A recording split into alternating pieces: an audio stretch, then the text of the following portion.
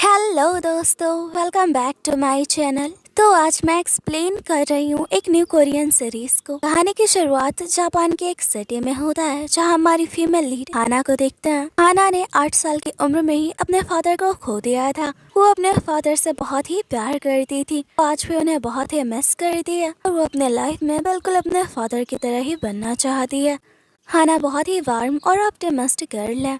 हाना book store से एक Japanese Korean dictionary लेती है और उसमें से वो कोरियन में ब्रदर और फादर कहना सीख रही होती है। उसके चेहरे पे स्माइल होती है। हाना और उसकी मॉम जापानीज है। यहाँ हाना की मॉम ने एक कोरियन आदमी से दोबारा शादी कर ली है। हाना को इससे कोई प्रॉब्लम नहीं होती, बल्कि वो खुश होती है कि उसकी मॉम अपनी लाइफ में मूव ऑन कर रही है। अपने स्टेप फादर को एज अ फादर ही ग्रीट करती है और उन्हें कोरियन में अप्पा कहती है। इससे फादर बहुत ही खुश होते हैं। इनका एक बेटा भी है। हाना कहती है ओप्पा कहाँ है। फादर कहता है तुम उधर जाकर देखो। और अब हमारे ड्रामे के मेल लीड को दिखाया जाता है। इसका नाम युनशु होता है और ये हाना का स्टेप ब्रदर है।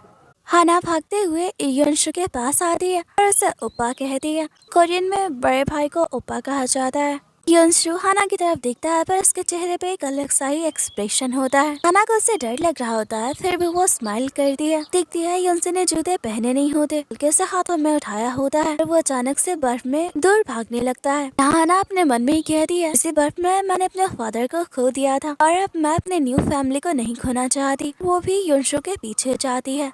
इधर सब लोग कार में होते हैं। फादर हाना को कुछ कोरियन वर्ड सिखा रहे होते हैं। इधर युनशु हाना को घूर रहा होता है। यहाँ फैमिली फोटो खींची जा रही होती है, पर युनशु वहाँ से जाने लगता है। ऐसा लगता है कि वो अपने फादर की दूसरे शादी से खुश नहीं है। हाना उसका हाथ पकड़ के उसे रोक लेती है। यहाँ इनकी फैमिली फोटो ली जाती है।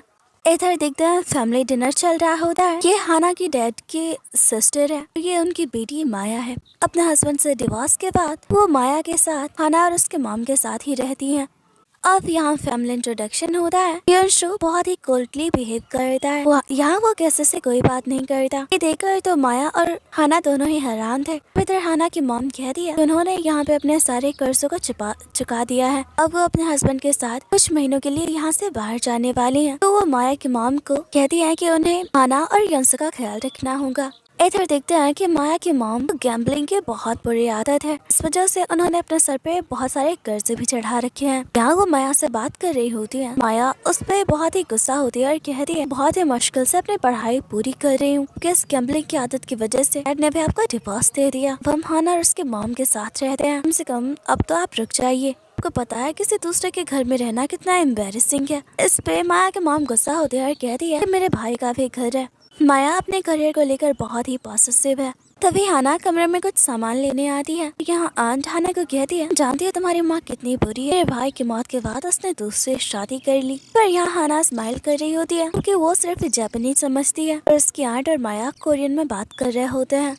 इधर युनशु हर रूम को खोलकर देख रहा होता है। हाना उसे ऐसा करने से मना करती है। युनशु को हाना पे गुस्सा भी आता है। यहाँ ये दोनों काफी क्लोज भी होते हैं। जब युनशु बाहर आ जाता है, हाना भी उसके पीछे आती है। पर यहाँ वो बहुत ही एम्बेरस होती है, क्योंकि युनशु तो वहाँ पी करने के लिए गया था और पूरे घर में वो वॉशरूम ही ढूंढ रहा था। और अब यहाँ हाना हर रूम के ऊपर पोस्टर लगा देती है ताकि युनशु को सब कुछ पता चले। युनशु उस पोस्टर को निकाल देता है।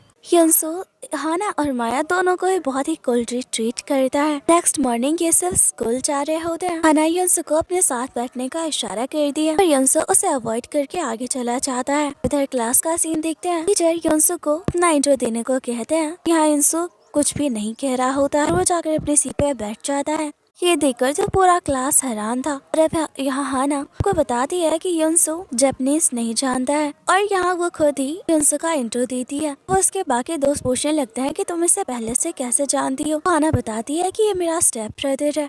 हाना बस युनशु को देख रही होती है। तभी उसके फ्रेंड मीका कहती है सीनियर रियो वापस आने वाले हैं, मैंने उनके लिए एक गिफ्ट तैयार किया है। हाना देखते हैं टीचर के रुकने के बावजूद भी युनशु क्लास के बाहर चला जाता है।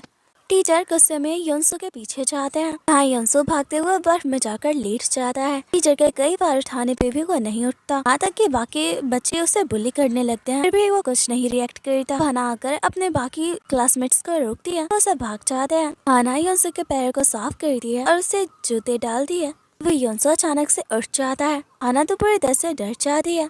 हाना योंसो को कहती है क्या तुम्हें बर्फ पसंद है? मुझे भी बर्फ बहुत ही पसंद है। और वो उसके चेहरे को साफ करने लगती है। योंसो वहाँ से गुस्से में जाने लगता है और अब यहाँ ये दोनों घर जा रहे होते हैं। हाना साइकिल कंट्रोल नहीं कर पाती और ये दोनों ही गिर जाते हैं। योंसो साइकिल उठाता है और अकेले ही जाने लगता है। हाना उसे आवाज देती रह जाती है। तो अब योंसो साइकिल पटक देता है और वहाँ से पैदल ही चला जाता है।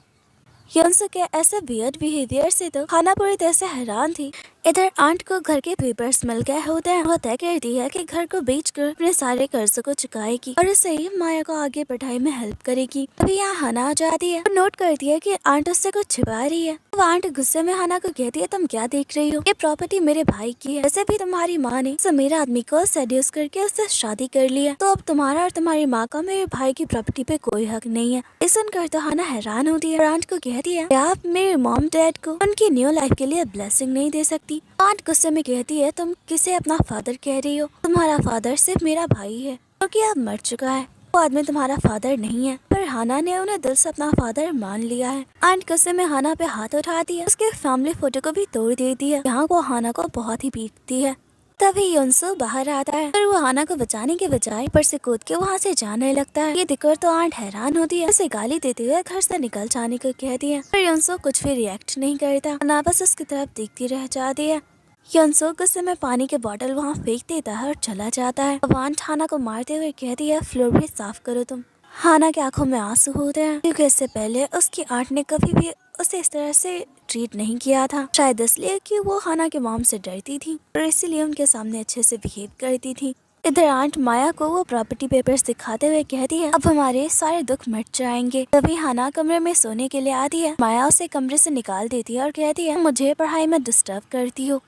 हाना के पास सोने की कोई जगह नहीं होती। अब वो योंसो के रूम में आती है। यहाँ स्केचबुक होती है जिसमें योंसो ने अपनी माँ की तस्वीरें बनाई होती है। हाना उसे देख रही होती है, तभी यहाँ योंसो आ जाता है। हाना कहती है क्या ये तुम्हारी मॉम है? योंसो कुछ भी नहीं बोलता। हाना की आंखें लग जाती है। योंसो उसकी तस्वीरें बना रहा होता है।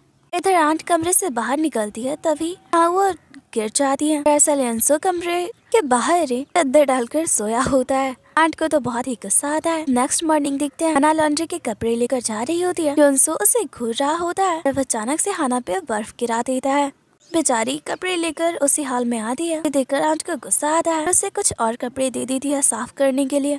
यहाँ तो आंट हाना को खाना भी नहीं देती है। कहती है मेरे भाई ने भी खाना नहीं खाया। आंट कहती है वो तुम्हारा भाई नहीं है, चुपचाप जाकर माया का कमरा साफ करो। माया हाना को कहती है तुमने सुना नहीं मॉम ने क्या कहा? जाकर मेरा कमरा साफ करो। और वो जाने लगती है। हाना उसका हाथ पकड़ के रोकती है, कहती है तुम इतनी कैसे बदल गई? तुम और आंट मुझे इस तरह क्यों ट्रीट कर रही हो? माया गुस्से में कहती है तुम ज्यादा भोली बनने की एक्टिंग मत करो। तुम्हारी माँ मुझे और मेरी मॉम को सर्वेंट की तरह हमेशा से ट्रीट करती आई है और जब हम तुम्हें उसी तरह ट्रीट कर रहे हैं तो तुम्हें बुरा लग रहा है। हाना कहती है तुम झूठ बोल रही हो। मेरी मॉम ने कभी तुम्हारे साथ ऐसा नहीं किया कि हम सब तो एक फैमिली है और हम खुश थे एक साथ। माया कहती है गलत फहमी मत पालो। मैं और मेरी मॉम तुम्हारे साथ कभी भी खुश नहीं थे। तुमने और तुम्हारी मॉम ने हमेशा मुझे और मेरी मॉम को एक सर्वेंट की तरह ट्रीट किया है। तुम्हें पता है ये मेरे लिए कितना एम्बैरेसिंग है तुम्हारे घर में रहना। सारी प्रॉपर्टी तुम्हारी माँ की है। अब तो तुम्हारी माँ ने एक अमीर आदमी से शादी भी कर ली है। हाना को अपने मॉम के बारे में इतना बुरा सब सुनकर गुस्सा आता है। इन दोनों के बीच में झगड़ा हो जाता है। योंसो ये सब देख रहा होता है। यहाँ आंट आ जाती है, हाना को मारने लगती है। हाना उन्हें धक्का देकर वहाँ से चली जाती है। इधर माया स्कूल जा रही होती है। वे योंसो उसे गिरा देता है और उसकी साइकिल लेके वहाँ से चला जाता है। माया को तो बहुत ही गुस्सा आता है। इधर योंसो हाना को रुमाल देता है। इसे तो हाना हैरान थी क्योंकि अब तक तो योंसो हमेशा उसे अवॉइड करता था। इधर क्लास में देखते हैं माया ने पूरे क्लास में टॉप किया होता है। टीचर कहते हैं कि माया टोक्यो यूनिवर्सिटी के एंट्रेंस एग्जाम की भी तैयारी कर रही है और उन्हें यकीन है कि माया एग्जाम क्लियर कर लेगी। सब लोग माया के लिए खुश होते हैं। और अब लंच टाइम होता है। मिका हाना को कहती है आज तुम खाना क्यों नहीं लाई? हाना कह देती है कि मैं सोई रह गई थी। उसकी फ्रेंड्स उसे खाना देती है। हाना योंसो को क्लास से बाहर जाता दिखती है, वो उसके पीछे जाती है। यहाँ योंसो बर्फ पे लेटा होता है। हाना कहती है तुमने कुछ भी नहीं खाया है सुबह, तुम्हें खाना खा लो। योंसो खाना फेंक देता है। और वहाँ से चला जाता है। यहाँ हाना को योंसो के इस बिहेवियर से बहुत ही बुरा लगता है। अभी मीका भागते हुए उसके पास आती है, कहती है योंसो को बाकी बच्चे परेशान कर रहे हैं। हाना भागते हुए आती है। यहाँ देखते हैं कि योंसो के कोल्ड और एरोगेंट बिहेवियर से सारे बच्चे परेशान हो चुके हैं। ये लोग कहते हैं तुम किसी से कोई बात नहीं करते हो, ना ही टीचर का कहना मानते हो। फिर भाई योंसो उन्हें कुछ नहीं कहता। तभी एक बच्चा योंसो के गले में जो लॉकेट होता है उसे छीन लेता है। फिर हाना आती है, उन लोगों को रोकने लगती है, ये योंसो की मॉम की है, इस नेकलेस वापस कर दो। योंसो को बहुत ही गुस्सा आता है, वो अपने मॉम की नेकलेस वापस लेना चाहता है। ये बच्चे उसे बहुत ही परेशान करते हैं। गुस्से में योंसो उन सबको मारने लगता है। एक बच्चा नेकलेस बर्फ में फेंक देता है, वो सब वहाँ से भाग जाते हैं। यहाँ हाना को चोट भी लग गई होती है। योंसो को कहती है तुम उन लोगों को माफ कर दो। ये दोनों ही नेकलेस ढूंढने लगते हैं। हाना को बर्फ में वो नेकलेस मिल जाती है। योंसो उससे नेकलेस ले लेता है और वहाँ से चला जाता है। इधर हाना घर वापस आती है। फिर पता चलता है योंसो अब तक लौटा नहीं। आंट हाना को कुछ खाने को नहीं देती है और कहती है इतनी देर घर वापस आई हो, जरूर तुमने बाहर कुछ खा लिया होगा। तभी यहाँ हाना की मॉम का कॉल आता है। आंट हाना को उसके मॉम से बात नहीं करने दे रही होती है। हाना की मॉम कहती है तो हाना को फोन दे देती है। हाना यहाँ बहुत ही इमोशनल हो जाती है और अपने मॉम को आंट और माया के बिहेवियर के बारे में नहीं बताती। हाना की मॉम उसे कुछ बताती है। सुनकर हाना वहाँ से भागते हुए योंसो को ढूंढने लगती है। दरअसल आज योंसो का बर्थडे है और इसी दिन उसने अपने मॉम को खोया था। उसके मॉम की मौत हो गई थी। वो सिर्फ 10 साल का था। अपनी मॉम की मौत के बाद से उसका बिहेवियर बहुत ही बदल चुका है। किसी से बात नहीं करता, ना तो हंसता है, ना ही वो सोशलाइज होता है। और तभी हाना को सामने योंसो दिख जाता है। वो उसे हक कर लेती है, कहती है मैं जानती हूँ तुम अपने मॉम को मिस कर रहे हो। इन दोनों की आंखों में आंसू होते हैं। हाना योंसो को कहती है अब मैं तुम्हारे साथ हूँ। वो योंसो को खाना खिला दिया और उसे बर्थडे विश कर दिया। योंसो ने अपने मॉम की मौत के बाद से अपना बर्थडे कभी सेलिब्रेट नहीं किया। हाना योंसो को कहती है क्या तुम स्माइल कर सकते हो। योंसो की आंखों में आंसू होते हैं। यहाँ घर लौटते वक्त हाना योंसो से बात करने की बहुत कोशिशें करती है, उसे हंसाने की भी कोशिश करती है, कई बार उसके ऊपर बर्फ डाल देती है। आखिरकार योंसो स्माइल कर ही देता है। ये दोनों बहुत ही खुश होते हैं। अब ये दोनों घर वापस आते हैं। हाना धीरे धीरे माया को आवाज दे रही होती है ताकि वो दरवाजा खोले, पर माया दरवाजा नहीं खोलती क्योंकि वो सो रही थी। अब यहाँ गुस्से में योंसो हाना के कमरे की विंडो को पत्थर से तोड़ देता है। माया तो पूरी तरह से शॉक होती है। योंसो हाना को लेकर अंदर आ जाता है और वो पूरे घर में तोड़फोड़ मचाने लगता है, यहाँ तक कि उसकी वजह से रहने वाले किराएदारों को भी परेशानी होती है। पर योंसो किसी की परवाह नहीं करता। हाँ वो किचन में आता है और वहाँ से खाना निकालता है। तो आंट योंसो को कहती है तुम ये क्या कर रहे हो, ये हमारे कल का खाना है। आंट उससे खाना छीनने लगती है तो योंसो उसे धक्का देता है। यहाँ वो खुद खाना खाता है और हाना को भी चॉपस्टिक देता है और उसे इशारा करता है खाना खाने के लिए। यहाँ हाना के चेहरे पे स्माइल होती है। पहली बार योंसो को किसी चीज से फर्क पड़ रहा है। नेक्स्ट मॉर्निंग देखते हैं हाना बर्फ हटा रही होती है। योंसो हाना को दूर करता है और खुद ही वहाँ बर्फ हटाने लग जाता है। हाना कहती है मेरा काम है, मुझे करने दो, पर योंसो उसकी कोई बात नहीं सुनता। योंसो कभी हाना के किए काम को बिगाड़ता है तो कभी वो हाना को कोई काम नहीं करने देता, उसकी मदद करता है।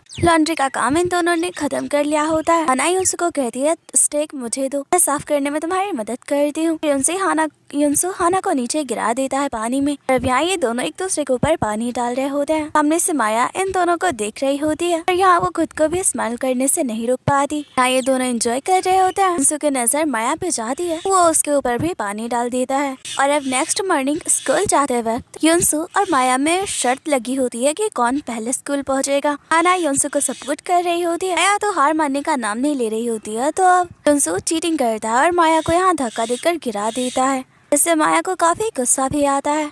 अब इधर ये दोनों ट्रेन में बैठे होते हैं। हाना बड़ी मुश्किल से योंसो से सवाल करती है तुम बात क्यों नहीं करते। योंसो तो बाहर दिख रहा होता है, हाना को अवॉइड कर रहा था। अब हाना को भी आइडिया आता है, वो योंसो को थोड़ा परेशान करती है और अब कहती है ऐसे सिस्टर मैं तुम्हें बहुत पसंद करती हूँ, पर तुम बात क्यों नहीं करते। हाना की क्यूट हरकतों से योंसो स्माइल करता है। यहाँ हाना अपने डैड को मिस कर रही होती है। वो बर्फ के गोले बनाती है और अब योंसो को हेल्प करने को कहती है। योंसो मना कर देता है। बर्फ का गोला बहुत ही भारी होता है जिसे हाना उठा रही होती है। ये देखकर अब योंसो उसकी मदद करता है।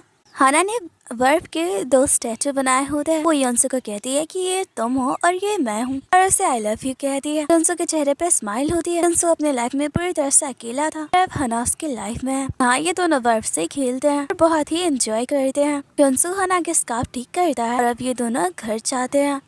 इधर नेक्स्ट मॉर्निंग देखते हैं हना लिपस्टिक लगा रही होती है, अभी उसे माया की आवाज आती है तो वो कमरे के बाहर आती है। उसका मेकअप खराब हो गया होता है, सामने योंसू होता है, वो ये सब देख लेता है। हना अपना चेहरा छुपाकर वहाँ से चली जाती है। इधर स्कूल में सारी लड़कियां बहुत ही एक्साइटेड होती हैं क्योंकि उनका सीनियर रियो वापस आने वाला है। और अब इधर रियो को दिखाया जाता है जो कि बहुत ही हैंडसम और कूल है और ये इस ड्रामे का सेकंड मेन लीड है। हना भी उसे देख रही होती है और यहाँ पता चलता है हना रियो को पसंद करती है। क्लास का ऐसा माहौल देख कर तो हाँ योंसू को गुस्सा आ रहा था कि हना भी उन लोगों में शामिल थी और वो समझ गया कि हना सुबह मेकअप क्यों कर रही थी।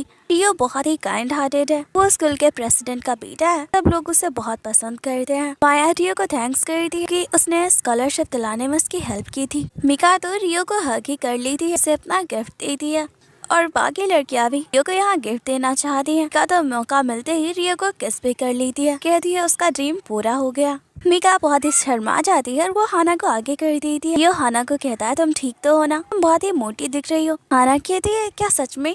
रियो कहता है मैं तो मजाक कर रहा हूँ। और यहाँ पता चलता है कि रियो हाना को पसंद करता है। रियो हाना को कहता है तुम भूली तो नहीं, लास्ट टाइम तुमने मुझे प्रॉमिस किया था कि हम डेट पे जाएंगे। और वो हाना को अपने साथ लेकर जाने लगता है। सामने यहाँ योंसू खड़ा होता है, उसके इस गुस्से वाले एक्सप्रेशन से तो ना बहुत ही डर जाती है। रियो कहता है क्या तुम इसे जानती हो? हाना कहती है मेरा स्टेप ब्रदर है। रियो कहता है हाँ मैंने तुम्हारी मॉम की दूसरी शादी के बारे में सुना।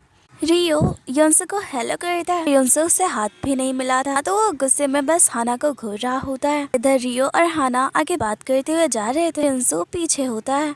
रियो हाना को कहता है मेरे लिए कोई प्रेजेंट नहीं लाई हो, अगले वीकेंड पे हम डेट पे जा रहे हैं तो मेरे लिए गिफ्ट भी लेकर आना। हाना स्माइल कर रही होती है। यहाँ योंसू हाना को धक्का देते हुए वहाँ से चला जाता है। अब हाना भी रियो को बाय करके योंसू के पीछे जाती है। इधर हना रियो के लिए गिफ्ट तैयार करती है, वो योंसू से गिफ्ट छुपा रही होती है पर योंसू वो गिफ्ट देख लेता है और वो रियो के साथ डेट पे जाने के लिए न्यू कपड़े भी लेकर आई होती है। वो बहुत ही एक्साइटेड होता है। बाहर से योंसू ये सब देख रहा होता है पर उसे बहुत ही बुरा लग रहा था। वो हाना को डेट पे जाने से रोकता है और हाना उसे बाय करके चली जाती है। इधर ये दोनों गाड़ी में बैठ जाते हैं। योंसू भी गाड़ी के पीछे आ रहा होता है। यो कहता है क्या तुम्हारा भाई भी हमारे साथ चलेगा? हाना कहती है नहीं, वो कुछ देर बाद रुक जाएगा। पर यहाँ तो योंसू बहुत ही उदास होता है, उसे लग रहा है जैसे उसकी मॉम उसे छोड़कर चली गई, हाना भी उसे छोड़कर चली जाएगी, इसलिए वो हाना का पीछा करते ही रहता है। इधर ये दोनों घूमते और एंजॉय करते हैं। जैसे ये बाहर आते हैं दोनों शॉक होते हैं। यहाँ ठंड में योंसू बैठा होता है। योंसू को इस हाल में देखकर तो हाना रो पड़ती है। रियो हाना को मना करने के बाद भी उसे घर वापस जाने के लिए कुछ पैसे देता है, उसे बाय करके चला जाता है। इधर हाना बहुत ही गुस्सा होती है योंसू पे, वो उनके पीछे क्यों आया। योंसू कोई जवाब नहीं देता। हाना कहती है मैं रियो को बहुत ही पसंद करती हूँ। वो गुस्से में बैठ जाती है। तब योंसू उसके पास आता है। यहाँ वो हाना को अपनी मॉम का नेकलेस पहनाता है। ये देखकर तो हाना हैरान होती है, कहता है मैं तुम्हें हमेशा प्रोटेक्ट करूँगा, हमेशा तुम्हारे साथ रहूँगा। हाना तो हैरान होती है और कहती है तुम बात कर सकते हो, तुम हमेशा चुप क्यों रहते थे। हाना तो योंसू की कही बातों को नहीं समझ पाती है। हाना योंसू के कहे वर्ड्स को अपने हाथों पर नोट कर लेती है। जब वो उन वर्ड्स का मतलब समझती है तो काफी इमोशनल हो जाती है। इधर नेक्स्ट डे ये दोनों बहुत ही खुश होते हैं, स्कूल जा रहे होते हैं। तभी यहाँ रियो हाना से मिलता है, योंसू को भी हेलो करता है पर योंसू उसे अवॉइड करता है। रियो हाना को कहता है लगता है तुम्हारा भाई मुझे गलत समझ रहा है। इधर योंसू कल रात योंसू की कही बातों के बारे में ही सोच रही थी। सीन चेंज होता है, यहाँ कराटे कंपटीशन हो रहा था जिसमें कि रियो सबको हरा रहा था। तब यहाँ योंसू से चैलेंज करता है। योंसू रियो से फाइट नहीं कर पाता है, वो बस मार खाए जा रहा था। पर ये देखकर हाना को अच्छा नहीं लग रहा था। वो योंसू को कहती है तुम जीत सकते हो, मुझे तुम पे पूरा भरोसा है। और अब योंसू दोबारा से फाइट बैक करता है। रियो देखता है योंसू उससे जीत नहीं पाएगा, वो बहुत ही पिट रहा था तो वो खुद ही हार मानने लगता है। यह अनाउंस करता है कि वो और यहाँ रियो अनाउंस कर देता है कि मैच टाई हो गया है। हाना योंसू को घर लेकर आती है, उसकी तबीयत खराब होती है, उसे 30 फीवर हो गया होता है, उसे नहला रही होती है। योंसू हाना को कहता है मैं हमेशा तुम्हें प्रोटेक्ट करूंगा। ये सुनकर हाना इमोशनल हो जाती है। यहाँ हाना को एहसास होता है कि वो जितने अपने डैड से अटैच थी नहीं वो योंसू से अटैच हो रही है। इधर क्लास में सारी लड़कियां हना को कहती है युनसो क्यों नहीं आया। हना कहती है उसकी तबीयत खराब है। सब लड़कियां युनसो के लिए परेशान हो जाती है। ये सब युनसो को पसंद भी करती है और मिका हना को कहती है तुम्हारे भाई को बहुत ही पसंद करती हूँ, हम उसे देखने तुम्हारे घर चले। हना भी उन्हें हाँ कह देती है और अब सारे लोग युनसो से मिलने घर पहुँच जाते हैं। इधर आंट हना को डांट रही होती है, कहती है जल्दी से अपने फ्रेंड्स को यहाँ से भगाओ और ये लॉन्ड्री के कपड़े धोकर लाओ। इधर ये सारी लड़कियां युनसो के लिए गिफ्ट लेकर आई होती है। सब यहाँ युनसो को किस करने की कोशिश कर रही थी पर कोई हिम्मत नहीं कर पाती और यहाँ मिका युनसो को सच में किस कर लेती है और तभी यहाँ हना आ जाती है। इधर हना युनसो के लिए खाना लेकर जा रही होती है। ये देखकर आंट उसे बहुत मारती है, कहती है तुम्हारी हिम्मत कैसे हुई इस गधे को इतना महंगा खाना खिलाने की। हना से वो खाना छीन लेती है। इधर युनसो की बॉडी पूरी ठंडी हो गई थी। हना उसकी बॉडी पे मेडिसिन लगा रही होती है। वो बहुत ही अनकंफर्टेबल फील कर रही थी। तभी यहाँ युनसो की आंखें खुल जाती है। हना उसे उठाती है। यहाँ ये दोनों काफी क्लोज होते हैं। युनसो हना को कहता है मैं बीमार नहीं हूँ बल्कि मेरे दिल में कुछ हो रहा है। वो दोबारा बेहोश हो जाता है। इधर हना बाहर का नजारा दिख रही होती है। बाहर युनसो खड़ा होता है। वो हना की तरफ देखता है और मिरर के ऊपर से ही उसे किस करता है। हना तो पूरी तरह से शॉक होती है कि ये सब क्या हो रहा है।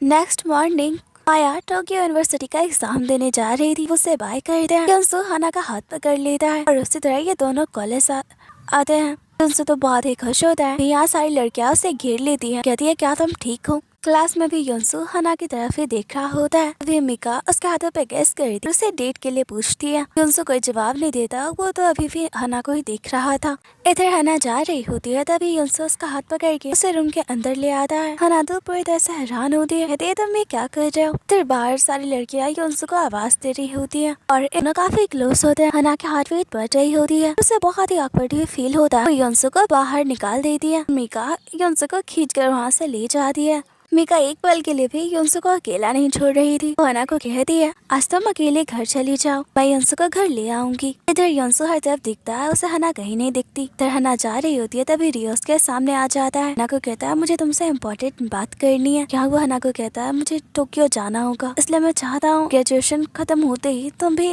मेरे पास टोक्यो आ जाओ। यहाँ वो हना को एक फोन देता है और कहता है इससे हम दोनों बात कर पाएंगे, तुम्हें जब भी जरूरत हो तो मुझे कॉल करना। हना फोन रखना नहीं चाहती पर रियो कहता है प्लीज इसे रख लो।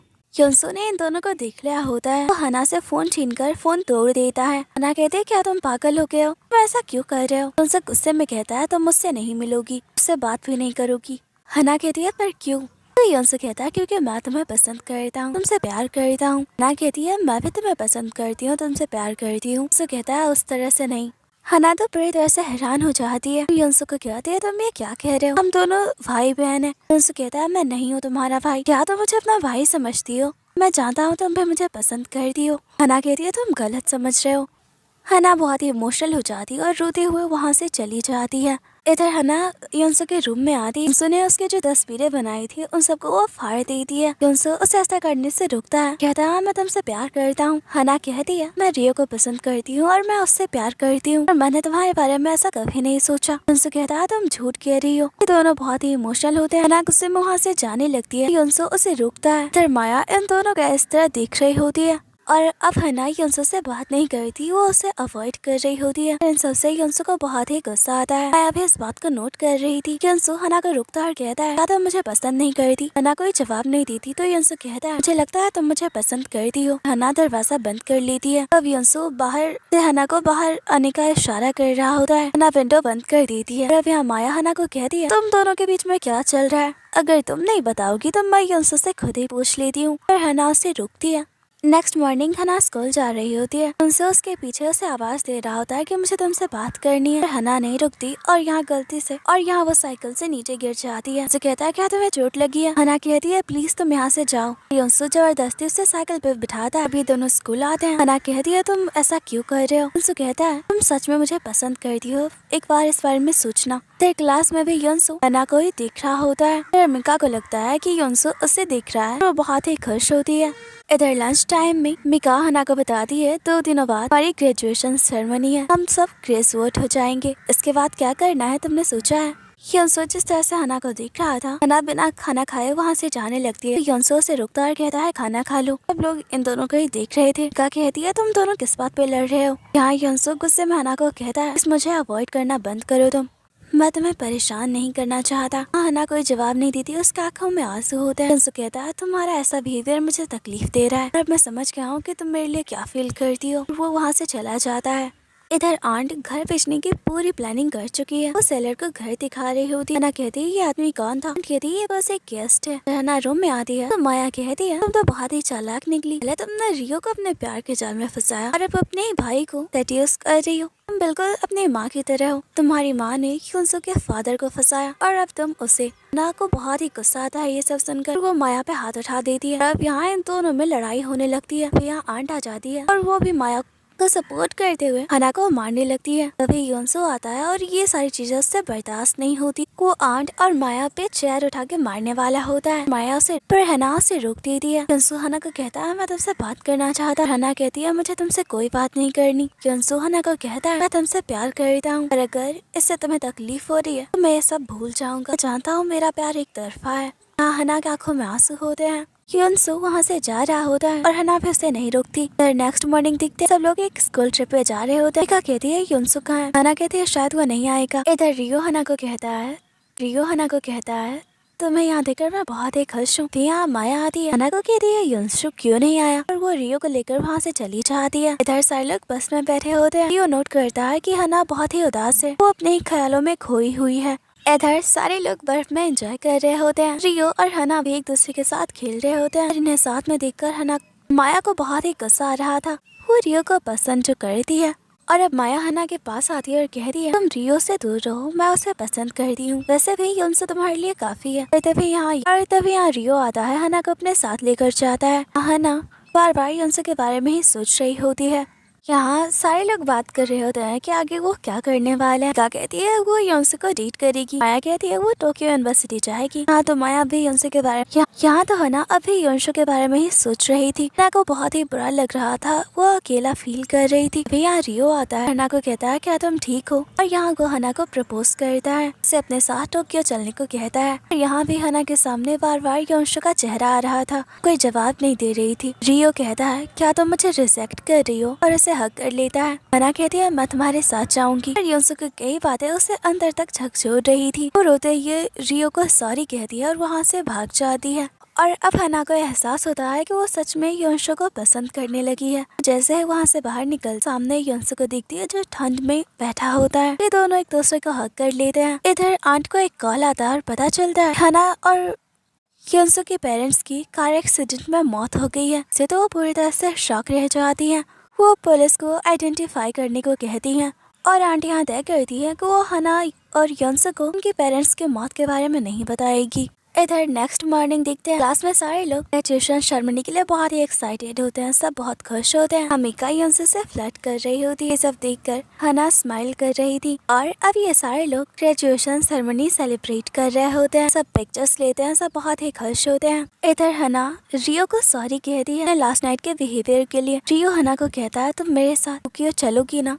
इधर ये दोनों साथ में खाना खाते हैं। युनसो हना के लिए सैंडल्स लेता है। ये दोनों साथ में घूमते हैं, बहुत ही एंजॉय करते हैं। दोनों साथ में बहुत ही खुश होते हैं। हना अपने डैड की समाधि के पास ही ट्री लगाती है। हना युनसो को कहती है मैं चाहती हूँ तुम इस ट्री की तरह हमेशा मेरे साथ रहो। युनसो हना को कहता है मैं तुम्हें हमेशा प्रोटेक्ट करूंगा। दोनों स्माइल कर रहे होते हैं। यहाँ हना युनसो को उसके मॉम की नेकलेस वापस कर देती है। उसके आंखों में आंसू होते हैं। युनसो को कहती है मैंने टोक्यो जाने का फैसला किया है। ये देखकर तो युनसो पूरी तरह से शॉक होता है। हना अपने मन में कहती हम दोनों कभी एक नहीं हो सकते। हम जितना दूर रहेंगे उतना ही हमारे लिए अच्छा होगा। इन दोनों के आंखों में आंसू होते हैं। हना युनसो की दी सैंडल्स को उतार देती है। वो युनसो को आई लव यू कहती है और वहाँ से भाग जाती है।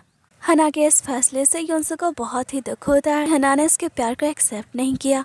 देखते हैं सारे लोग ग्रेजुएशन सेरेमनी को सेलिब्रेट कर रहे होते हैं। तभी रियो हना को कहता है तुम मेरे लिए एक सॉन्ग प्ले करो। पर ये देखकर माया को बिल्कुल भी अच्छा नहीं लगता। इधर हना गाना गा रही होती है पर उसके दिमाग में बस युनसो के ही ख्याल चल रहे होते हैं। वो बस उसी के बारे में सोच रही थी। इधर माया भागते हुए घर आती है और युनसो को कहती है हना सिर्फ तुमसे प्यार करती है, वो बस अपनी फीलिंग तुम्हें बता नहीं रही। और वो डरती भी है कि तुम दोनों के रिश्ते का आगे क्या होगा। युनसो कहता है ये सब तुम क्या कह रही हो? माया कहती है मैं बिल्कुल सच कह रही हूँ। अगर तुमने अभी हना को नहीं रोका तो वो सच में रियो के साथ टोक्यो चली जाएगी। देखो मैं रियो को पसंद करती हूँ और मैं नहीं चाहती कि तुम दोनों के वजह से मेरा प्यार भी मुझसे छिन जाए।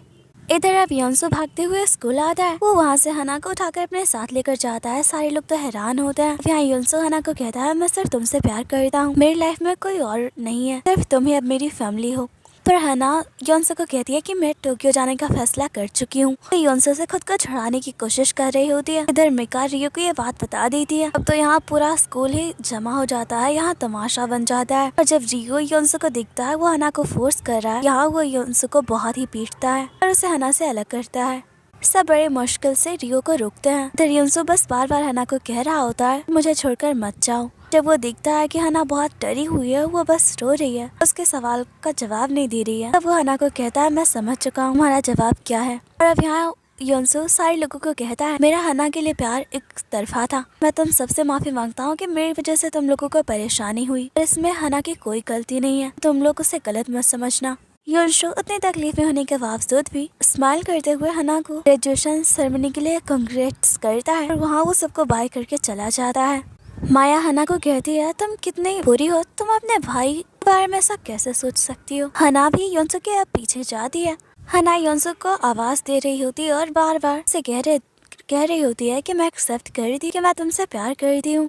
योंसो हना को देखकर जानबूझकर छुप जाता है और यहाँ बस हना रोते हुए उसे आवाज देती रह जाती है। योंसो उसे नहीं मिलता। फिर घर पे देखता है माया स्कूल में आज जो कुछ भी हुआ वो सब अपनी मॉम को बता दिया। आंट तो ये सब सुनकर हैरान रह जाती है, कहती है ये दोनों ऐसा कैसे कर सकते हैं। और अब माया की मॉम उसे कहती है कि हमारा सारा सामान बांध लो, मैंने इस घर को बेच दिया है, हम यहाँ हना को अकेला छोड़कर सारे पैसे लेकर कहीं दूर चले जाएंगे। इधर नेक्स्ट डे हना की आंखें खुलती है तो दिखती है घर में आंट और माया नहीं होते हैं। अब उसे पता चल जाता है वो दोनों घर से जा चुके हैं सारा सामान लेकर, यहाँ तक कि हना के पैसे भी। और अब हना अपने लाइफ में बिल्कुल अकेली रह चुकी है, ना तो उसके पेरेंट्स उसके साथ हैं, ना ही माया और आंट। योंसो तो उससे पहले ही छोड़कर जा चुका है। और अब कहानी 2 सालों आगे दिखाई जाती है। हना जापान में होती है, वो अपनी पढ़ाई के साथ साथ पार्ट टाइम जॉब भी करती है। साथ ही अब उसने अपने कोरियन लैंग्वेज को और भी ज्यादा इम्प्रूव कर लिया है। वो आज भी हर वक्त योंसो को याद कर रही है और उसका इंतजार कर रही है। और उसी के लिए उसने कोरियन लैंग्वेज बहुत अच्छे से सीखी है कि जब योंसो आए तो वो उससे बात कर पाए। मिका हना के साथ रहती है। हना ने अपनी पढ़ाई जारी रखी है। इधर दिखते हैं रियो ने अपने डैड के होटल को संभाल लिया है। हना उसी के होटल में पार्ट टाइम जॉब करती है और ये मिस्टर जुन है जो कि होटल के मैनेजर है। इस तरह रियो हना को ट्रीट करता है। मिस्टर जुन को बिल्कुल पसंद नहीं आता क्योंकि इन्हें लगता है हना इनकी पोजीशन ले लेगी। इधर देखते हैं रियो हना को डेट करना चाहता है। हना हमेशा बहाने बनाती है और वहाँ से चली जाती है, पर इससे रियो को बहुत ही बुरा लग रहा होता है। इधर देखता है कि मिस्टर जन हना से जितना चिढ़ते हैं उससे ज्यादा तो मिका उन्हें पसंद नहीं करती है। मिस्टर जन हना को कहते हैं, आज तुमने एक कोरियन गेस्ट को सर्व करना है, मैंने सुना है तुम्हें कोरियन बहुत अच्छे से आती है, ध्यान रखना कि तुमसे कोई गड़बड़ी ना हो। हना कहती है, मैं अपना काम अच्छे से करूंगी। इधर हना उस गेस्ट के रूम में आती है। हाँ, उसे वो गेस्ट थोड़ा पहचाना सा लगता है। वो अपना इंट्रो देती है। वो तो इतनी नर्वस होती है उसके हाथों से ग्लास भी टूट जाता है। सॉरी बोल के वहाँ से निकल जाती है। वो गेस्ट कोई और नहीं बल्कि योंसो होता है। इधर दिखता है कि हना को किराएदार उसे घर से निकाल देती है। साथ ही कहती है कि तुम्हारे मॉम ने से बहुत सारे कर्जे लिए हैं, जब तक तुम कर्जे नहीं चुकाती तुम्हें चैन से नहीं रहने दूंगी। दरअसल माया और उसके मॉम ने हना के मॉम के नाम पे बहुत सारे कर्जे ले लिए थे। बेचारी हना वो उन कर्जों को चुका रही है। अब हना के पास रहने का कोई ठिकाना नहीं है। हना अपना टूरिस्ट गाइड का काम कर रही होती है। उसे योंसो की बहुत याद आने लगती है। अचानक से सामने उसे योंसो दिख जाता है। उसे आवाज देते हुए उसके पीछे भाग रही होती है। योंसो उसके नजरों से गायब हो जाता है। हना बस रोती रह जाती है, पर हना हार नहीं मानती। वो योंसो का पीछा करती रहती है। तभी सामने लिफ्ट में उसे योंसो दिख जाता है। योंसो भी यहाँ सामने हना को देखता है। हना को देखकर दूसरी तरफ मुड़ जाता है और अब हना को योंसो कहीं नहीं मिलता। इससे वो बहुत ही निराश हो जाती है कि योंसो ने उसे देखकर भी उसे अनदेखा किया। उसे बहुत ही याद कर रही थी। इधर हना अपना गाइड का काम बीच में छोड़कर चली गई थी। इस वजह से उसके बॉस उसे बहुत डांटते हैं और काम से उसे निकाल देते हैं। इधर हना होटल वापस आती है तो देखती है उसके सामानों के साथ बिल्कुल वैसे ही जूते रखे होते हैं जैसा कि योंसो ने उसे दिया था। तो वो पूरी तरह से हैरान हो जाती है कि आज सुबह उसके सैंडल्स टूट गए थे। वो अपने चारों तरफ देखने लगती है पर उसे कोई नहीं दिखता। यहाँ हना सोच रही होती है कि वो अपनी लाइफ में कितनी अकेली हो चुकी है। तो उसके मॉम वापस आई, आंट और माया भी उसे छोड़कर चले गए और योंसो भी। यहाँ हना छुपते छुपाते अपना सारा सामान लेकर होटल आ जाती है और ये बात मिस्टर जन नोट कर लेता है। हना होटल गेस्ट रूम में अपना सामान रख लेती है। जैसे वो यहाँ मिस्टर जन को देखती है वो छुप जाती है। दरअसल हना के पास रेंट के लिए पैसे नहीं होते, इसलिए वो छुपकर यहीं रहने का फैसला करती है। और तभी हना को उसी कोरियन गेस्ट का कॉल आता है। वो जब कमरे में आती है तो देखती है चारों तरफ अंधेरा होता है। यंसु हना को कहता है मेरे लिए खाना लेकर आओ। हना कहती है आप क्या खाना चाहते हो? यंसु कहता है तुम्हें जो भी पसंद हो तुम ले आओ। इससे हना थोड़ी हैरान होती है और कहती है मैंने तो इस होटल में कभी भी कुछ खाना नहीं खाया, फिर भी मैं आपके लिए बेस्ट डिशेस लाने की कोशिश करूंगी। वो यंशु का चेहरा देखने की कोशिश करती है पर वो चेहरा नहीं देख पाती। अब हना खाना लेकर वापस रूम में आती है, देखती है कोरियन गेस्ट तो है ही नहीं। और तभी उसे कॉल आता है। हना सॉरी कहती है कि उसे खाने लाने में लेट हो गया। योंसु उसे कॉल पे कहता है कि वो खाना मेरे लिए तुम ही खा लो। उससे तो हना थोड़ी हैरान होती है, बेचारी सुबह से भूखी थी तो वो उस खाने को खा लेती है। उसे बहुत ही अच्छा लग रहा होता है पर वो ये भी सोच रही होती है कि ये गेस्ट बहुत ही अजीब है। और तभी हना को यहाँ कुछ स्केच दिखते हैं पर उसे देखकर तो वो हैरान हो जाती है क्योंकि ये उसके फादर की टॉम वाली पिक्चर्स होती है और इस जगह को तो सिर्फ वो और यंशी ही जानते थे। अब उसे थोड़ा शक भी होने लगा है। और तभी हना को उस गेस्ट का कॉल आता है जो कि हना को कहता है कि जब तक मैं वापस नहीं आ जाऊँ मेरा कमरे में इंतजार करोगी। इधर देखते हैं यंसु वापस आता है, दिखता है हना सो रही होती है। यंसु हना के सर पे हाथ रखता है, उसके हाथ कांप रहे थे। वो हना को कहता है तुम बिल्कुल नहीं बदली, तुम आज भी उतनी ही मासूम और प्यारी हो। वो देखता है हना के हाथों में उनकी फैमिली फोटो होती है। यंसु जानता है कि हना उसका इंतजार कर रही है। यंसु हना से कहता है मैं तुम्हारे पास वापस आ चुका हूँ और मैंने तुम्हें वादा किया था कि मैं हमेशा तुम्हें प्रोटेक्ट करूंगा और मैं बिल्कुल वैसा ही करूंगा। यंसु हना को कहता है मुझे माफ कर दो, तुम्हें छोड़कर चला गया। हाँ यंसु रो पड़ता है। सुबह हना की आंखें खोलती है तो देखती है हाँ एक नोट होता है जिसमें कि कोरियन गेस्ट यानी कि अंशु ने उसे खाना खाने के लिए थैंक्स लिखा होता है। हना कमरे से बाहर आती है तो फिर मिस्टर जॉन उसे देख लेता है और कहते हैं तुम ऊपर से क्यों आ रही हो? हना घबरा जाती है और कहती है आज मैं काम पे जल्दी आ गई थी। मिस्टर जॉन उसे डांटते हैं और कहते हैं तुमने अपने कपड़े ठीक क्यों नहीं किए हैं? तुम्हारे बाल भी ठीक नहीं लग रहे, क्या तुम इस तरह अब काम पे आओगी? तो हना उन्हें सॉरी कहती है और तभी यहाँ पे रियो आ जाता है हना को अपने साथ तभी यहाँ रियो आ जाता है। वो हना को कहता है चल हम साथ में खाना खाते हैं और हना कहती है कि मुझे काम पे जाना है। रियो कहता है मैं तुम्हारी कोई बात नहीं सुनूंगा। यहाँ दिखते ही दोनों साथ में बैठे होते हैं। रियो हना को कहता है आजकल तुम मुझे अवॉइड कर रही हो, तुम्हें पता है इससे मुझे बहुत ही बुरा लगता है। क्या तुम मेरी फीलिंग्स को रिजेक्ट कर रही हो? हना कोई जवाब नहीं देती तो रियो कहता है कुछ दिनों बाद मेरा बर्थडे है और मैं उस दिन तुम्हें अपने पेरेंट्स से मिलवाना चाहता हूँ और मैं चाहता हूँ कि तब तक तुम पूरी तरह से तैयार हो जाओ। यहाँ देखते हैं दूर से ही युनसु इन दोनों को देख रहा होता है। इधर हना अपना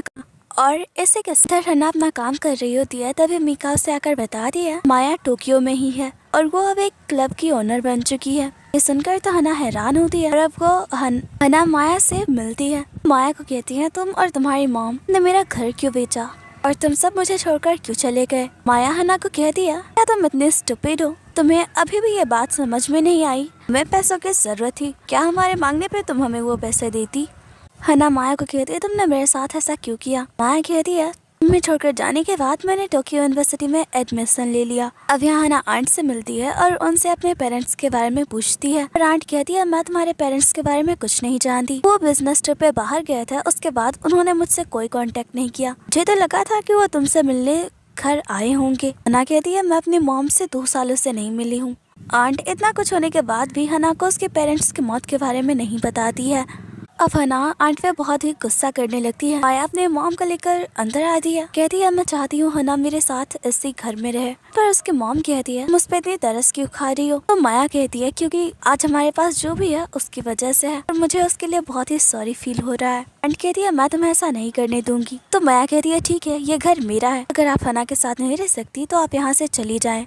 ये सुनकर तो माया की मॉम शॉक थी और अब माया कहती है आपको क्या लगता है मैं हना को पलकों पे बिठा के रखूंगी? मैं बस उसे वही फील करवाना चाहती हूँ ताकि हम लोगों को होता था उसके घर में रहकर। तो माया की मॉम कहती है तुम बिल्कुल मेरी ही बेटी हो।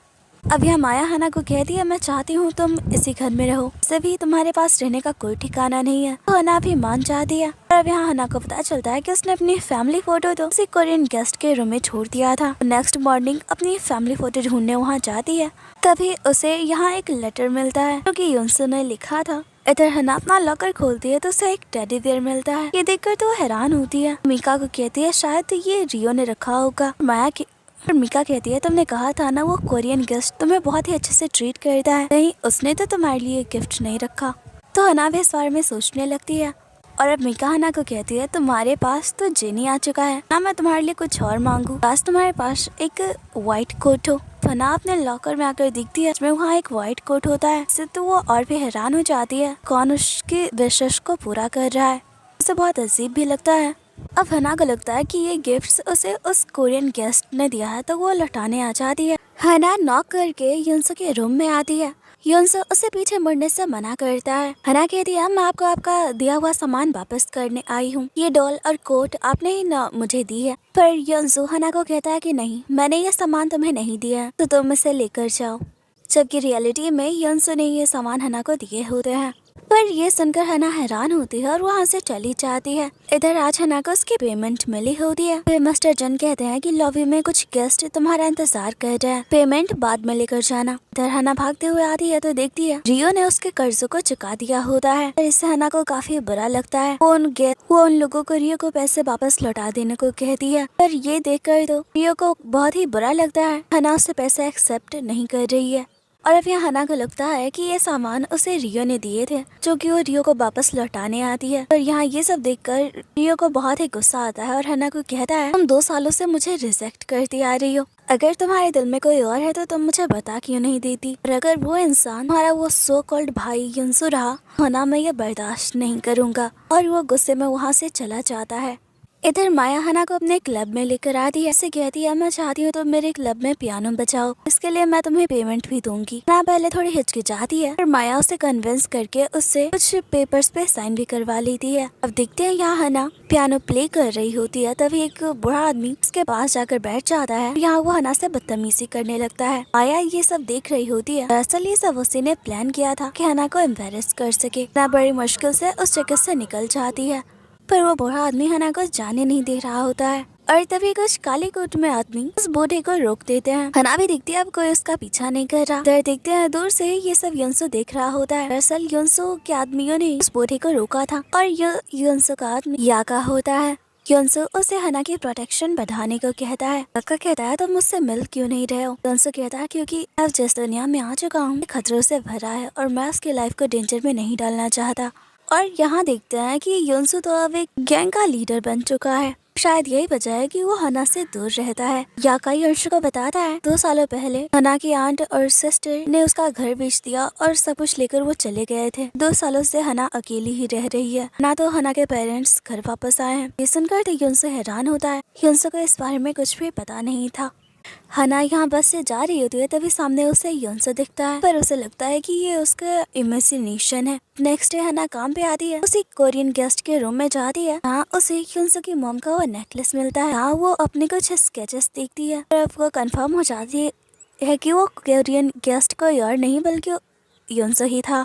हना भागते हुए युनसो को ढूंढने लग जाती है। इधर युनसो भी अपने रूम में ही आ रहा होता है। हना युनसो को पीछे से हग कर लेती है और कहती है आखिरकार तुम वापस आ ही गए। पर वो देखकर हैरान हो जाती है कि ये युनसो नहीं बल्कि युका होता है। हना रोते हुए युका से माफी मांगती है, कहती है कि मैं किसी और को ढूंढ रही थी। वरना उसे वो नेकलेस दिखाती है। युका वो नेकलेस रख लेता है, कहता है ये मेरा है और वहाँ से चला जाता है। और देखते हैं कि युनसो ने हना को पहले ही देख लिया था, लेकिन वो छुप गया और हना की गलतफहमी को दूर करने के लिए उसने जानबूझ के अपनी जगह युका को भेज दिया।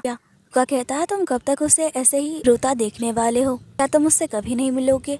तुम जानते हो ना वो तुम्हारा किस तरह इंतजार कर रही है। युनसो कहता है मैं उससे मिलूंगा पर अभी सही वक्त नहीं है। इधर हना अपने पुराने घर पे आती है। अपने और युनसो के साथ बिताए पलों को याद कर रही होती है। वो और मीका स्कूल भी देखने जाते हैं और अब हना अपने फादर के ग्रेव के पास आती है। यहाँ उसे पेड़ के ऊपर नेकलेस मिलता है। वो कंफर्म हो जाती है कि युनसो वापस तो आ चुका है, वो जानबूझकर उससे नहीं मिल रहा। इससे हना को काफी बुरा भी लगता है। अब क्लब का सीन दिखाया जाता है। सारे लोग आज बहुत ही एक्साइटेड होते हैं। हना पूछती है क्या आज कुछ होने वाला है। दूसरी लड़की बताती है आज यहाँ यूरी नाम का एक गेस्ट आने वाला है जो कि बहुत ही पावरफुल और ऑनरेबल है।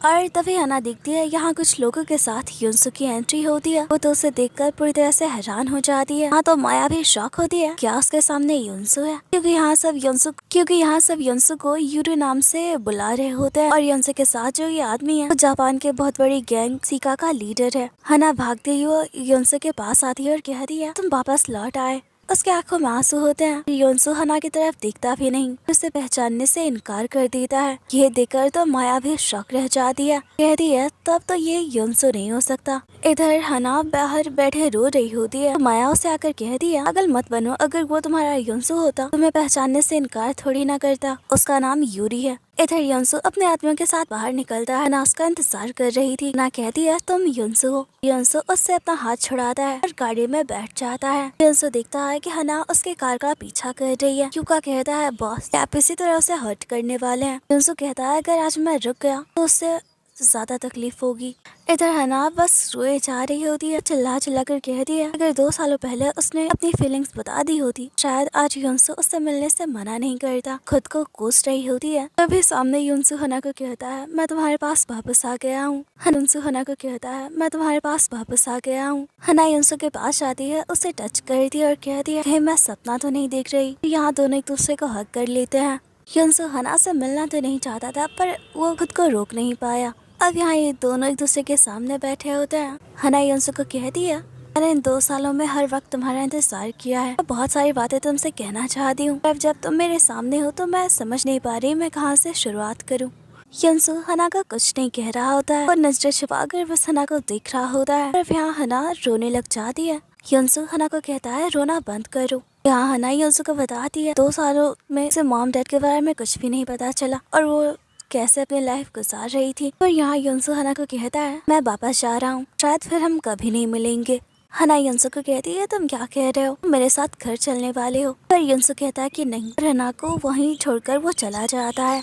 इधर माया मिस्टर सिका से यूरी के बारे में जानने की कोशिश करती है। मिस्टर सिका कहता है कि यूरी मेरा बेटा है। अब रियलिटी बताता है कि 2 सालों पहले उनकी मुलाकात योंसू से हुई थी। वो अकेला था, उसके पास कुछ नहीं था। योंसू ने उनके बदले शिमादा नाम के एक आदमी का खून भी किया था। तब से ही उन्होंने योंसू को अपनी गैंग में शामिल कर लिया और योंसू यूरो बन गया। ये सब सुनकर तो माया पूरी तरह से हैरान होती है। इधर माया ये सारी बातें अपने मॉम को बताती है और कह रही है हमें योंसू को बहुत अच्छे से ट्रीट करना होगा। मॉम कहती है ये क्या बकवास कर रही हो तुम। ना कहती है वो बहुत बड़ी गैंग का लीडर बन चुका है, उसके जितना करीब रहेंगे उतना ही अच्छा होगा। इधर मिका होटल में काम कर रही होती है, तभी उसे योंसू दिख जाता है। उसे बार बार आवाज देती है, गार्ड्स की वजह से वो उससे नहीं मिल पाती। अब मिका यहाँ हना को बताती है कि योंसू उनके होटल में। यहाँ हना भी योंसू से मिलने आ जाती है। गार्ड्स उसे रोक देते हैं। हना बार बार अंदर जाने की जिद कर रही होती है। अभी यहाँ योंसू उसका हाथ पकड़ लेता है और उसे दूसरी तरफ लेकर जाता है। योंसू हना को कहता है बताओ क्या हुआ तुम्हें। हना कहती है मैं तुमसे मिलना चाहती हूँ। योंसू उसे इग्नोर करके जाने लगता है। हना उसका फोन अपने पास रख लेती है। कहती है जब तक तुम मुझसे मिलने नहीं आओगे मैं ये वापस नहीं करूँगी। अब योंसू भी हना को इस तरह देखकर उससे फोन वापस नहीं ले पाता और वहाँ से चला जाता है। इधर सामने रियो ये सब देख रहा होता है। इधर ऑफिशियली यूरो को सिका गैंग का लीडर अनाउंस किया जा रहा था। रियो ये सब देख रहा होता है और अब वो योंसू के पास आकर कहता है अब मैं तुम्हें क्या कहूँ, यूरो या योंसू। योंसू स्माइल करते हुए कहता है तुम जो भी चाहो। रियो योंसू को धमकी देता है कि वो हना से दूर रहे और उसे हर्ट करना बंद कर दे और साथ ही वो योंसू को फाइट के लिए चैलेंज भी करता है। और यहाँ देखते हैं योंसू रियो पे हाथ नहीं उठा रहा होता। रियो को कहता है तुम मुझसे फाइट करने के एबल हो ही नहीं। ये सुनकर तो रियो को गुस्सा आता है। योंसू एटीट्यूड देते हुए रियो को बाय करके चला जाता है। तभी इधर रियो अभी यहाँ योंसू और याका को रियलाइज होता है कि एक आदमी उनका पीछा कर रहा है। इधर योंसू सिका को बताता है आज उसने सिमांदा को देखा होटल में क्योंकि उसका पीछा कर रहा था। सिका कहता है ये कैसे हो सकता है, उसे तो तुमने 2 सालों पहले ही मार दिया था। रियो कहता है मैंने उसे बुरी तरह से पीटा था, इसका मतलब ये नहीं कि वो मर गया था। दरअसल सिमांदा भी इनके गैंग का ही एक आदमी था पर वो पुलिस से जाकर मिल गया था जिस वजह से उसे मारा गया। इधर माया योंसू को कहती है तुम तो पूरी तरह से बदल चुके हो, बहुत ही पावरफुल और एक कैपेबल मैन बनकर वापस लौटे हो। यहाँ योंसू माया को कहता है पर तुम नहीं बदली। कहता है हना को यहाँ से जाने दो, दोबारा हना को तुम अपने क्लब में काम करने के लिए नहीं लाओगी। इस पर माया स्माइल करती है और कहती है भला मैं तुम्हारी बात क्यों मानूं। दरअसल माया ने हना से कॉन्ट्रैक्ट पेपर साइन करवा लिए थे, जब तक वो नहीं जाएगी हना उसके क्लब को छोड़कर नहीं जा सकती है। अब योंसू माया को कहता है तुम्हें जितने पैसे चाहिए मिल जाएंगे, पर हना को जाने दो। वो यहाँ से जाने लगता है तो माया कहती है मुझे लगता है मुझे पैसों की जरूरत है, पर ऐसा नहीं है। और अब माया कहती है मैं बचपन से ही हना से नफरत करती हूँ क्योंकि उसके पास सब कुछ है, मेरे पास कुछ भी नहीं, जबकि मैं उससे ज्यादा डिजर्विंग हूँ। तुम रियो सब लोग बस हना की फिक्र करते हैं, उसे प्यार करते हैं, पर मेरा क्या, किसी को भी मेरी परवाह नहीं है। अपने यंग एज में मैं एक क्लब ओनर हूँ, एक ओल्ड मैन के मिस्ट्रेस हूँ। तुमने एक बार भी मेरी फिक्र नहीं की। क्या सिर्फ हना से ही तुम्हारा रिश्ता है? ओ, मैं तो भूल गई तुम्हारे पेरेंट्स की डेथ के बाद अब तुम दोनों भाई बहन भी नहीं रहे। पर ये सुनकर तो युनसो हैरान होता है। और अब माया बताती है 2 सालों पहले ही तुम्हारे मॉम डैड की डेथ हो गई थी। युनसो माया को कहता है ये बात हना को मत बताना। माया कहती है ठीक है, मैं हना को क्लब से भी फ्री कर दूंगी और उसे पेरेंट्स के मौत के बारे में भी नहीं बताऊंगी, पर बदले में तुम्हें भी मुझे कुछ देना होगा। युनसो कहता है तुम्हें क्या चाहिए? माया कहती है मैं चाहती हूँ तो मुझसे प्यार करो, तुम हना से नहीं मिलोगे बिना मेरे परमिशन के। अभी यहाँ हना आ जाती है, वो युनसो से मिलना चाहती है। युनसो जानबूझ के माया के क्लोज जाता है। ये देखकर तो हना हैरान थी, पर यहाँ युनसो हना से मिलता भी नहीं। इधर होटल में दिखता है एक बर्थडे पार्टी की तैयारियां चल रही होती है। काका हना को कहता है मैं चाहता तो मेरे लिए कुछ कपड़े लेकर आओ जो तुम्हारी पसंद के हो। हना को थोड़ा अजीब लगता है। इधर मीका कहती है जिसके भी बर्थडे पार्टी की प्लानिंग हो रही है बहुत ही लकी हो। इधर हना अकेली बैठी होती है, दूर से ही युनसो से देख रहा होता है। तभी युका आकर बताता है मैंने इन्वेस्टिगेट किया है, आप दोनों के पेरेंट्स की मौत 2 सालों पहले ही हो गई थी। हना की आंट ने खुद जाकर आइडेंटिफाई किया था बॉडी को। कार एक्सीडेंट में आप दोनों के पेरेंट्स की मौत हुई थी। तभी युनसो हना को पीछे से हग करता है। हना तो उसे देखकर बहुत ही खुश होती है। युनसो हना को कहता है मैं तुम्हें कहीं लेकर जाना चाहता हूँ। यहाँ देखते हैं युनसो हना को शॉपिंग पे लेकर आया होता है। वो हना की हेल्प कर रहा होता है तो दिखता है हना ने उसके नेकलेस को अभी पहना हुआ है। हना कहती है ये नेकलेस मुझे फादर की ग्रेव के पास मिला था, ऐसे तुमने ही वहाँ रखा था। युनसो कुछ भी नहीं कहता। युनसो हना का सैंडल्स पहनाता है। हना युनसो को कहती है तुम्हारे पैर ठंडे क्यों है? वो उसे सॉक्स पहनाती है। दोनों एक दूसरे की तरफ देखकर स्माइल कर रहे होते हैं और यहाँ पता चलता है आज हना का बर्थडे है। युनसो ने उसके लिए केक भी खरीदा होता है। ना उसे रेड कोट दिखाते हुए कहती है मैंने उस कोरियन गेस्ट के लिए खरीदा है, मैं उन्हें वापस करके आती हूँ। युनसो कहता है पर तुमने अब तक मेरे लिए कुछ भी ऐसा नहीं खरीदा, मैं इसे रख लेता हूँ। पर हना कहती है बिल्कुल नहीं, मेरा इंतजार करो। और वो युका को ड्रेस वापस करके आती है। और यहाँ हना युनसो को युका से इंट्रोड्यूस करवा दी है। ये दोनों भी दिखा रहे होते हैं कि ये पहली बार एक दूसरे से मिल रहे हैं। युका हना के हाथों में केक दिखता है, उससे केक का बॉक्स ले लेता है। अब हना देखती है युनसो वहाँ नहीं होता, जिससे वो परेशान हो जाती है। इधर युका हना को एक रूम में लेकर जाता है। हना तो हैरान होती है क्योंकि यहाँ पे युनसो होता है, उसने ही उस रेड कोट को पहना होता है। और अब हना समझ जाती है सारी प्लानिंग युनसो की ही थी। दोनों के आंखों में आंसू होते हैं और दोनों एक दूसरे को हक कर लेते हैं। और यहाँ ये दोनों एक दूसरे को अपनी फीलिंग्स बताते हैं। ना युनसो को कहती है क्या ये सब तुमने मेरे लिए किया है? ये दोनों बहुत ही इमोशनल होते हैं और यहाँ युनसो हना को कहता है वो अब भी उससे बहुत प्यार करता है और इन 2 सालों में वो हमेशा उसे याद करता रहा। और हना भी युनसो को कहती है कि वो उससे प्यार कर रही है। इन दोनों के आंखों में आंसू होते हैं, दोनों एक दूसरे को किस करते हैं। अब ये दोनों बर्थडे सेलिब्रेट कर रहे होते हैं। हना युनसो को बर्थडे विश करती है। युनसो देखता है हना रोने वाली है, कहता है आज तो हम रोगे नहीं। उसका हाथ पकड़ के उसे बाहर ले आता है। यहाँ युनसो ने पहले ही बहुत सारी तैयारियां कर रखी होती है और इसके आदमियों भी इस काम में लगे हुए होते हैं। युनसो एक करके हना को सरप्राइज पे सरप्राइज दे रहा होता है। दोनों साथ में बहुत ही एंजॉय कर रहे होते हैं। खाना खाते वक्त ये दोनों ही रोने लग जाते हैं। काका तो हैरान होता है कि खाना तो तीखा भी नहीं है, फिर इन दोनों का हाल ऐसा क्यों है। यहाँ हना रो रही होती है। युनसो को कहती है अगर 2 सालों पहले मैंने तुम्हें अपने दिल की बात बता दी होती, अपनी फीलिंग्स को एक्सेप्ट कर लिया होता, तो शायद तुम मुझे छोड़कर नहीं चाहते। इन सब में मेरी ही गलती है। वो युनसो को सॉरी कहती है। युनसो कहता है हम पुरानी बातों को याद नहीं करेंगे और आज तो मेरा बर्थडे है तो हम सिर्फ सेलिब्रेट करेंगे। और यहाँ ये दोनों साथ में टाइम स्पेंड करते हैं। अभी यहाँ युनसो को कॉल आता है। वो हना को कहता है कि तुम घर जाओ, मैं कुछ देर बाद आऊंगा। देखते हैं युनसो को माया का कॉल आया होता है, वो उसी से मिलने आया है। माया युनसो को कहती है तुम बिना मेरी परमिशन के ही हना से मिलने चले गए, तुमने अपना प्रॉमिस तोड़ा है तो प्रॉमिस तो अब मैं भी अपना तोड़ूंगी। हना को ये बात बताकर कि उसके पेरेंट्स की मौत हो चुकी है। युनसो माया को कहता है मैं तुमसे परमिशन ही लेने आया हूँ, मैं हमेशा हना के साथ ही रहूंगा। इससे तो माया हैरान हो जाती है और कहती है मैं तुम्हें कभी भी इसकी इजाजत नहीं दूंगी। युनसो फोर्सली माया को किस करता है और कहता है मैं इसे तुम्हारा अप्रूवल समझूंगा। माया उसे थप्पड़ मारती है। युनसो स्माइल करते हुए वहाँ से चला जाता है और इससे माया को बहुत ही दुख होता है। इधर युनसो घर वापस आता है तो देखता है ना उसका इंतजार करते करते सो चुकी थी। सुबह हना की आंखें खुलती है तो वहाँ युनसु ने उसके लिए एक फोन रखा था, उस पर मैसेज किया था उसे बाहर खाना खाने के लिए आने के लिए। हना बहुत ही खुश होती है कि फाइनली वो और युनसु साथ है। हना पहले होटल आती है और यहाँ उसे रियो मिल जाता है और रियो भी उसे खाना खाने के लिए कहता है, और हना उसे बहाना बनाकर जाने लगती है और ना ही वो रियो को युनसु के बारे में कुछ बताती है। पर यहाँ रियो को हना के बिहेवियर पर शक होने लगा है।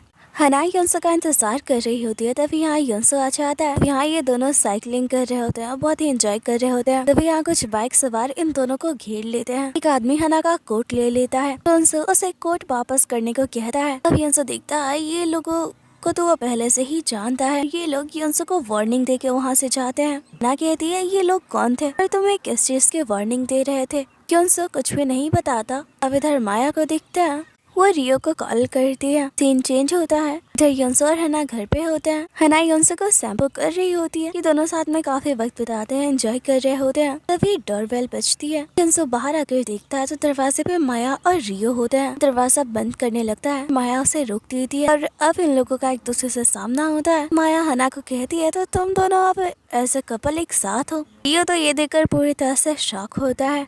युनसु माया को माया कहती है शौक खाने की एक्टिंग क्यों कर रही हो, क्या तुम्हें युनसु ने बताया नहीं। माया कहती है हाँ, तुम्हारे पेरेंट्स की तो मौत हो चुकी है, तो अब तुम दोनों भाई बहन भी नहीं हो, अब तुम दोनों खुद को ऑफिशियली कपल भी कह सकते हो।